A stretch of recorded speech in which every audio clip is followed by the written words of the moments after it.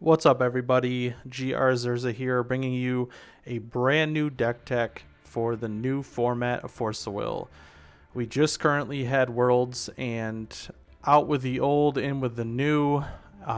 We had kind of an interesting pre-release this set with the rules kind of being unknown to everyone, so you kind of made it up as you went. But we had a lot of fun with ours, and the starter decks just came out, and we got a hold of ours last night. So we were able to test out some new decks, and I just wanted to bring a list that I thought was really fun and really interesting.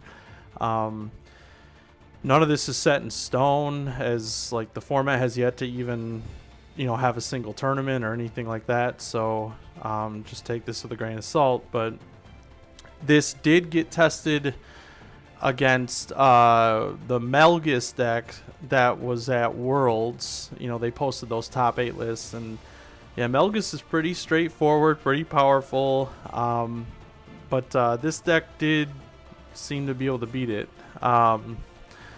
So the other deck we played against was the all the best cards deck from DBV. So basically kind of like Steven Harshiser, I don't know how to say his last name, but the guy who won the Harvest or the Foul Festival and took third at Worlds. We took his Hanzo deck with Kaguya and Perfect Loki and harvesting, and just to do all the unfair things, Dark Alice's, and yeah, just played all the best cards. 3-drop Athenia.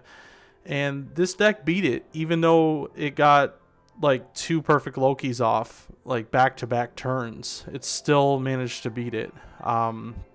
So that being said, let's dive into it. Your ruler's going to be the new Faria. Important things to know is when you play a Regalia, if it's Excalibur, so the blue-white one, she can destroy a tapped Resonator. That seems pretty strong. And you get to choose two of these. There's 4 nodes. One is you get to get a stranger from your stranger deck at random.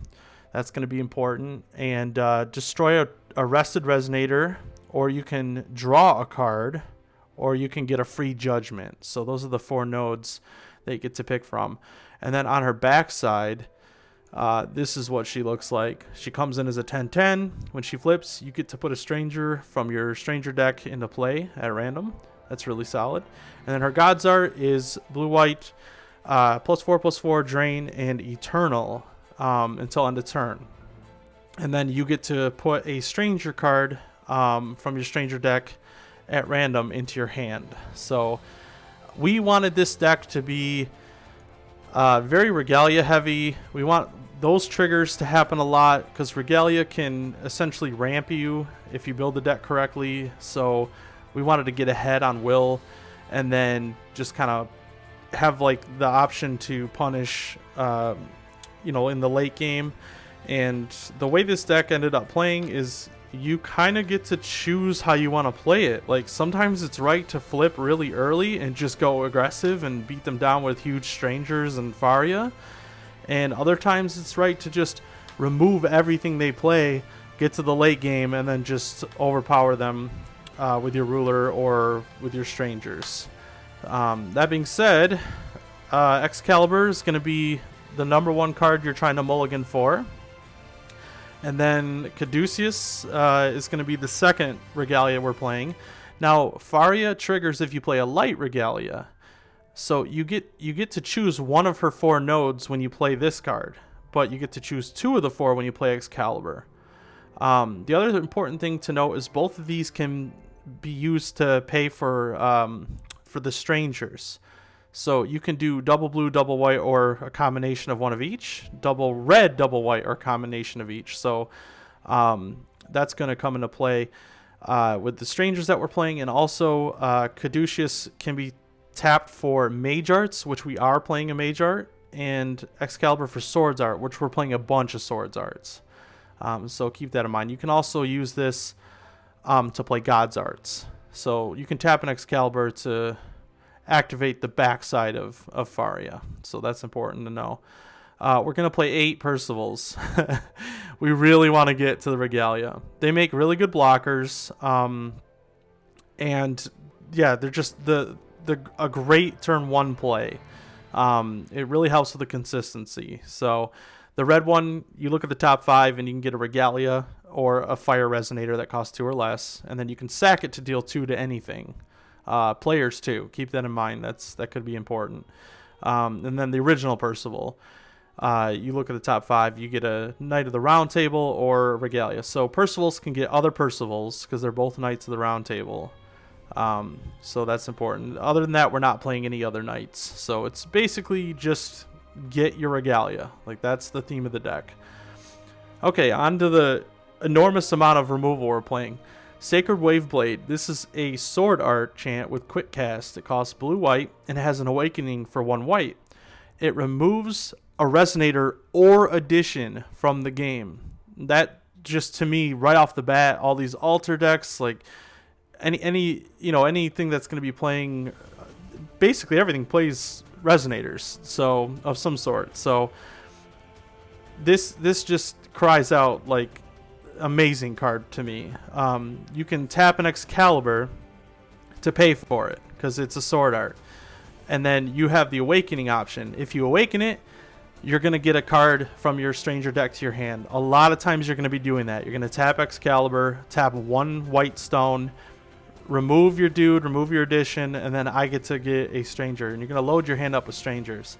And the way we built the stranger deck deals real nicely with this because some of them have quick cast as well. So you can do a lot of things on your opponent's turn, thus getting more information before you make your decisions. And I always like that when I play a deck. Light of the Sacred Spirit, we're going to play 3 of these. It's a quick cast. Again, it's a sword art. You can pay for it with your Excalibur. It can remove a Resonator with 900 or more attack from the game at instant speed. Or you can search your deck for a 5-hero Resonator and put it in your hand. We are playing 1 5-hero Resonator, so that is an option. But most of the time, this is just here to get rid of fatties so that you don't die. This is the mage art in the deck. It's one of the newer cards from the new set. It's called Twin Adder Spiral. It deals 600 to a player or a J Resonator. So that was one of the reasons we wanted to play this, because it's very versatile. It also has quick cast, and you gain 600 life when you do this. If it was awakened, you get a stranger. So again, this is being a mage art. You can tap your second Regalia and get red-white, and then just tap 1 white stone and play the spiral, and you get to put a stranger in your hand. And the strangers are very powerful, so this is going to be a theme of the deck. Worst case scenario, you don't have white open, but you do have Regalia. You're able to kill something. You can kill a Lancelot, you can kill a Shakti, and gain 6 life. That'll be really good in the aggro matches. So we have liked this card. It's been pretty solid. And a couple times it won a game just dealing 6 to the face, and then following that up with Thunder, which is the next card. We're going to play 4 Thunders. We find it good to be able to remove early Guinevere's, and also because we don't have any outright J-Ruler removal, like destroy target J-Ruler cards, because we're not playing black. We wanted to be able to cast, you can cast this for free without tapping stones, and then you can finish them off with a Thunder. That's 11 damage, so it's going to kill most J-Rulers. But yeah, normally, this is a great card. You can burst them out late game if you need to. Just it's been pretty solid in this list. The next card, this was my kind of the guy I was building the deck with. I was insistent that we play this card. This is a 1-drop edition called Seal of Linette, and it says remove any non-J-Ruler, non-stone. So Regalia, additions, like Resonators, you can remove all the stuff that's going to be very prevalent in this format for 1 white. It removes it from the game. And then when this card leaves play, they get that card back. But I don't know how much addition removal there's going to be. This might come down if there's a ton and this ends up being a liability. But the early game, they drop that Regalia and they're going to start ramping. you get to just say 1 white, remove it. The fact that this also does resonators makes it very playable, in my opinion. Some people might think otherwise and think it's a liability, and that may be, but for now we're playing it, and it's been very solid. This is Awakening of the Sacred Queen. It is a sword art, and it costs 3. It has quick cast. I know it's in Spanish, but at the bottom there it's in English. So choose 1.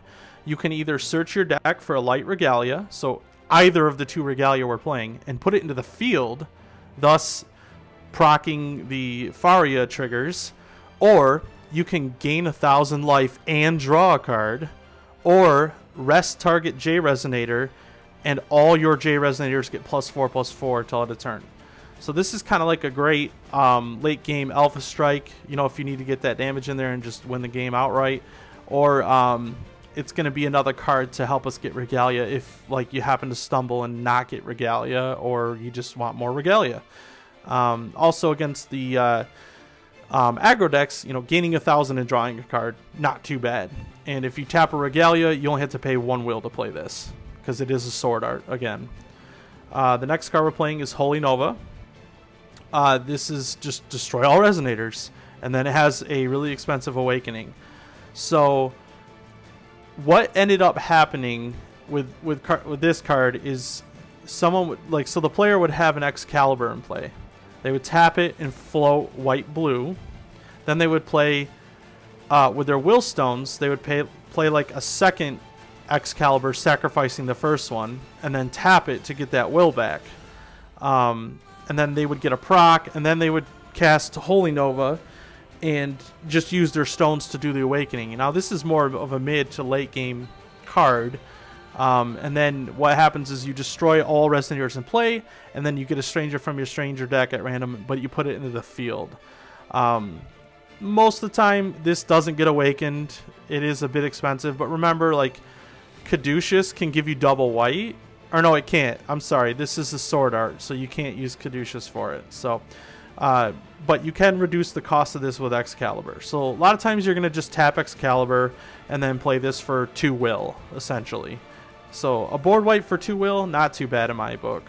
Or you can do the trick where you play a second Excalibur, and basically you're getting, an extra trigger on your Faria for free, essentially, and then getting to play Holy Nova. The last card in the main deck is Vala. It's a 5 hero, so you can search for it with your Light of the Sacred Spirit. And this one is just, if we happen to have them, in the late game when it's all grindy in top deck and they stick a really big Resonator, you can just steal it. That was the idea of this. So, just kind of a fun card we're trying out. It may or may not make the final cut, but like I said, this is kind of a first build. That's the main deck. Your stone deck, you're going to play 2 of the blue-white cards and 2 of the blue-white stone and 4 of the new stone that will give you blue-white, because Faria's colors are blue and white. Now, you could do 4 of this one and 2 of that one. Either way works, just as long as you have 6 stones that have blue and white. And then we're going to play 4 Heat Ray. So that will give you 4 sources of red. And moving on to the new fun part of the format, the Strangers. So the rule with the Strangers is, for those of you who don't know, is you have to play 10 exactly.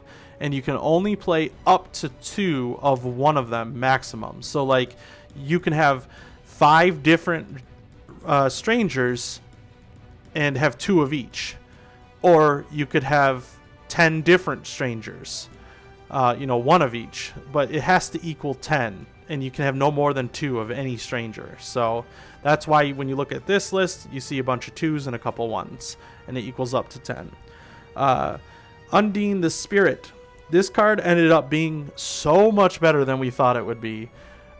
Getting to bounce their Regalia, bounce their additions, and it's got quick cast and flying, and it's a 7/7, and it just caused... It made a surprise blocker. It can kill a Shakti. It can kill a Lancelot. I mean, this thing just... It's been way better. It's been performing much better than we thought it would. So we really like that card. We're playing White Wizard at 2.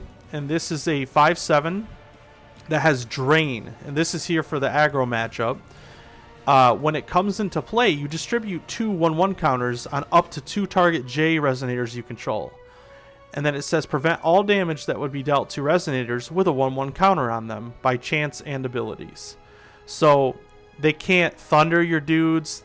They can't play red wizard and deal 6 to your board and kill it. Any kind of ability or chant, your stuff's just going to be immune to it. And not to mention, this is a 5/7 drain by itself. And a lot of times, yeah, you do end up just putting the counters on himself. So he ends up being a 7/9 with drain for 1 white. I mean, we used to play March Hare, and that card was absurd. And that cost 2, and you needed a bunch of runes flipped over. So, yeah, this is a good card, in my opinion. It'll be really good against the Melgus and the aggro that we're going to be seeing with all the new red cards. We're playing a Siegfried. I like that he has flying and barrier red-black. Pretty hard to kill. Got a really good stat line at 7/10. And when he enters, he destroys a rested resonator. And that works really well with the card that we have 2 of, which is Barbados. When he comes into play, you rest all other J resonators. Now, keep in mind with this, it counts your own as well as your opponent's. So if you're going to play this guy, make sure you attack first with everything else that you need to. He does have swiftness, so a lot of times this can be red, tap your team down, and then attack like your 6/6 with my 7/7. Again, like for instance, a Shakti or Lancelot you could kill. This is the other blue 1-drop we're playing. Quick cast, enter, put target resonator on top of its owner's deck. All you tempo players will love this card. You get to take away a board threat and essentially negate their draw for the turn because they're going to draw that card. And it has quick cast, and it's a 6/6 for 1. So the stat line, very nice. And then the last card we're playing is 1 Rahab. This card is a 10/10 flyer, and when it enters, you draw 2 cards. So this is, again, it's just a one of. You might end up upping Siegfried if the field is a lot of black-red. Otherwise, yeah, we just wanted a big flying beat stick to play, and we like this card. And drawing 2 cards is always fun too. Okay, so moving on to the sideboard. This is totally just speculation. There is no format yet, but from what I saw, I think you're really going to want to play Regalia break in your sideboard if you're playing Regalia. Destroy a Regalia, draw a card, has quick cast, and it's a sword art, so we can play it with our... or we can't play it with our Regalia. You would be able to play it if you're playing Levitine, but our Caduceus only works on mage arts. So, and regardless, quick cast, destroy one of the Regalia and draw a card. Like, slowing Melgus down is so huge, and Levitine powers that deck, and their strangers are so powerful. So I feel like this is going to be a staple. This might drop to 3. I don't know. If no one's playing Regalia, which I doubt, then this might come out. But again, this is pure speculation. But if I had to play a tournament tomorrow, this is what I would play. Then to protect my own Regalia, I would play Lamorak. And this is a Knight of the Round Table. And so you can hit it with your Percival, your white Percival. And as long as you have a Regalia, it gets +2/+2 and Drain. So another good card against aggro. So it'd be an 8/8 Drain for 2. But the biggest thing that it does is it gives your Regalia barrier. So they can't use Regalia break because they can't target your stuff. So for those. And then 2 of the new Athena. She is a 12 protective deity. And I believe this works on 12 protective deities. Yes, you can use this to play abilities of the 12 protective deities. So you can tap this to add red, white, or white, white, and then you're able to pump her or gain life, essentially. And then the red is this card deals 100 damage for each 1/1 counter on her to target J Resonator. So she can pick things off. And when she deals the damage, you're gaining life because she has flying and drain. So And whenever you gain life, you put counters on her, and she gets bigger and bigger and bigger. So this is going to be kind of like one of those grindy matchups, or anything that plays a lot of resonators and is trying to like aggro you out. This would be a good card to just kind of stonewall them. You know, it's got drain built into it. And again, we have a Regalia to help pay for the cost. So like you could end up playing her on turn 3 and activate her the same turn that you play her if you have the Regalia in play. So I thought that was kind of a nice little synergy. And some people might want to play this in the main deck, you know, and make room for it. You know, if you want to take out some of the other cards or trim down some of these 4-ofs to 3-ofs to make room for, I can totally see that happening. So pretty cool card. I like it.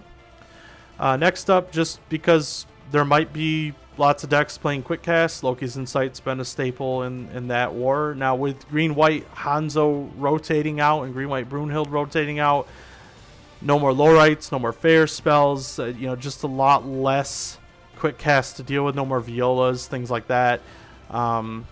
So this might, you know, come down. You can definitely put other cards in its spot. The fourth, Light of the Sacred Spirit, for the decks playing lots of 900 plus attack resonators.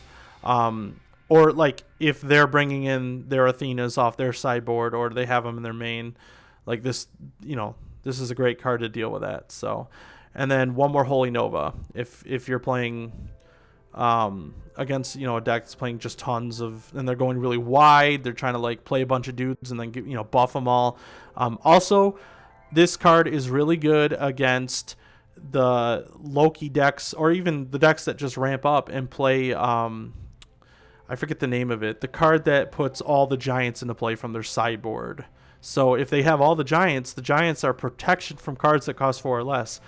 Holy Nova doesn't target, and it just destroys everything. So this is something I feel like, you know, I can see people taking this out of the main and just putting like 3 on the side for that reason. But yeah, this is just kind of where we're at right now, and this is the first iteration. So with that being said, yeah, I think I've gone over everything I wanted to go over, and this is the list. And we got to play it last night, and it was super fun. Just so much fun drawing strangers, and like I said, Undine ended up being really, really solid. Barbados was good. I mean, he wasn't terrible. But yeah, this card was always good when we played it, or when it got played. And you know, the White Wizard, Siegfried, and Rahab, those are kind of up for debate, but I don't know, I feel like it's a pretty well-rounded Stranger deck and covers a lot of the bases. So alright guys, thanks for watching, and post any comments and questions you might have in the channel below, and yeah, have a good one.